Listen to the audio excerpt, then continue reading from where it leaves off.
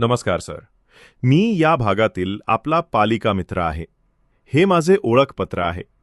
सुट्टी सोडून मी येथे रोज सकाळी 6 ते 8 असतो. पालिकेच्या सेवेसंदर्भात आपली काही तक्रार, अभिप्राय, सूचना, कौतुक असल्यास मी नोंद करण्यास इच्छुक आहे. पालिकेच्या योजनांची माहितीही मी आपल्याला देऊ शकतो.